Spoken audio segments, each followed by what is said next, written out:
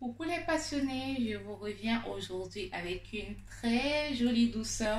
Nous allons réaliser une pâtisserie, un gâteau au chocolat, non seulement moelleux mais spongieux, qui pourrait servir de base également pour un gâteau d'anniversaire. Restez connectés, appréciez l'introduction et on se retrouve pour la suite de la recette.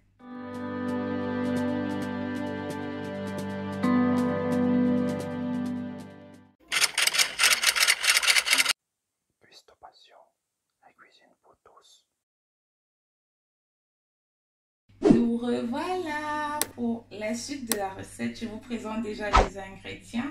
On va commencer par 488 g d'œufs. Là, ça correspond pour moi lorsque j'ai pesé à 9 œufs. N'oubliez pas de peser, c'est important. 110 g de cacao en poudre.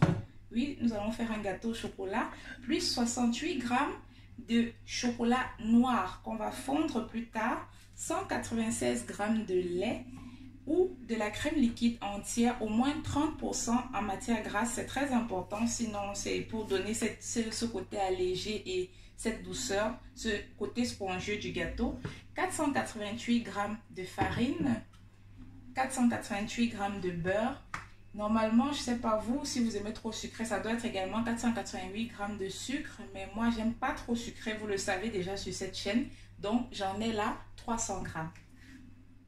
J'ai sorti les grands moyens, les passionnés, une grande bassine étant donné que c'est un gâteau de 25 à 26 cm que nous voulons réaliser aujourd'hui pour un moule de 25 à 26 cm, je voulais dire.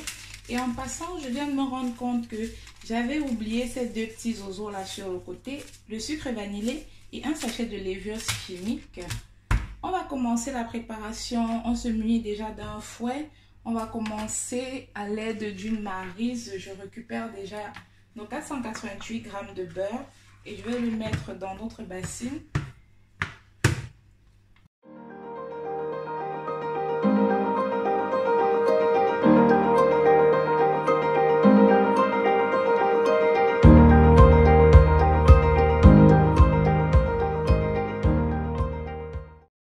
On a terminé de obtenir notre mélange homogène de beurre et de sucre.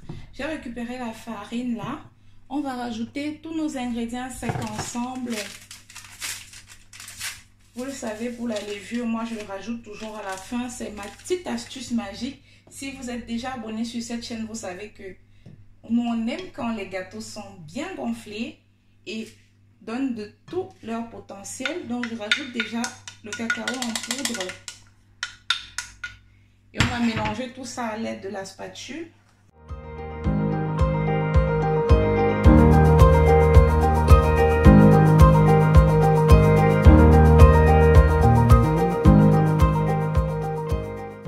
Lorsque j'ai terminé avec ce mélange, on va récupérer notre beurre et sucre que nous avons préalablement mélangé, auquel on va commencer par rajouter les œufs un à un. Je vais me mettre ça sur le côté pour me rapprocher les œufs là. On va commencer par mettre les œufs un à un et les battre au fur et à mesure. N'oubliez pas, au fur et à mesure, comme je le dis.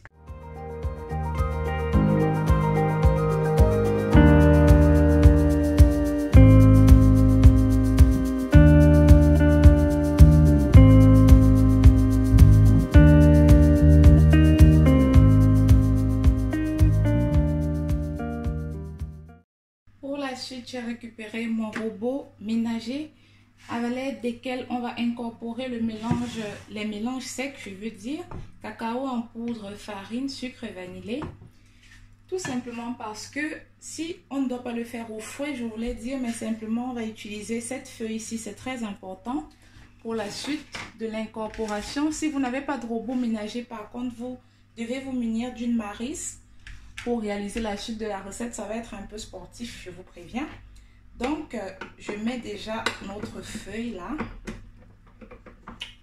Et on va incorporer au fur et à mesure, à chaque fois, on va soulever pour ajouter un peu de notre mélange là. On va faire en 3 temps.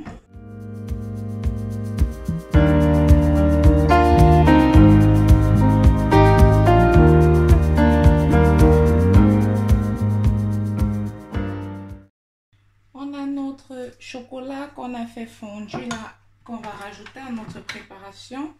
Et très rapidement parce que le four doit être déjà en train de sacrément chauffer.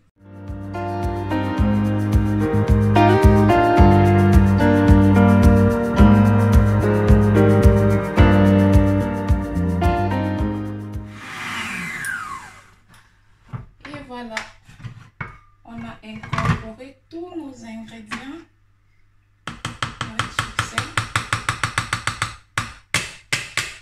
On va gérer ceci par la suite là. Pour l'instant, je vais rapidement mettre notre préparation de gâteau dans notre moule.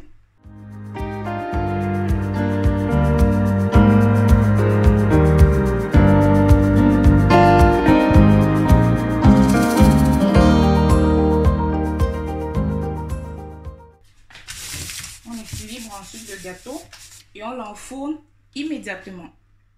Un tour dans mon four, les passionnés, ça me fait à peu près 1h15 minutes. On va regarder si notre gâteau est prêt. À l'allure, vous me voyez tout ça? Regardez-moi comme il a gonflé, il est tellement beau.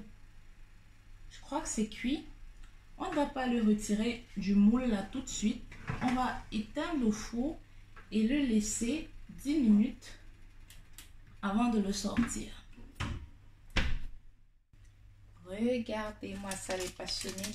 Après les 10 minutes écoulées, j'ai tout simplement déposé. Vous voyez, j'ai même pas encore retiré là. J'ai juste ouvert, étant donné que j'ai un moule détachable. Pour moi, c'était 26 cm. Mais comme je vous l'ai dit au départ, c'était cette recette pour un moule de 25 à 26 cm. Même si votre moule était plus sur la hauteur que sur la largeur, ce n'est pas grave. Regardez-moi ça, la hauteur. C'est vrai qu'il est un peu cristallisé là, mais vous savez bien que chez Custo Passion, nous on aime bien les gâteaux un peu caramélisés, vous voyez un peu. De toute façon, ce gâteau peut vous permettre de réaliser, peut être considéré comme une base de gâteau d'anniversaire, je voulais dire, que ce soit fourré à la crème ou avec toute autre chose, comme vous voulez, c'est à vous de voir. D'ailleurs, on ne va pas le déguster aujourd'hui comme d'habitude, tout simplement parce que je m'apprête à réaliser un gâteau d'anniversaire. Si vous voulez voir ce que ça va me donner à partir de celui-là, vous n'aurez qu'à cliquer sur le lien qui va s'afficher là. Je ne sais pas si c'est à gauche ou à droite, vous n'aurez qu'à regarder. N'oubliez pas de me laisser un pouce bleu, de partager et de vous abonner si c'était votre première visite sur cette chaîne. Je vous dis merci déjà et on se dit à la prochaine. Si vous me retrouvez dans la prochaine vidéo, à tout de suite. Ciao, ciao!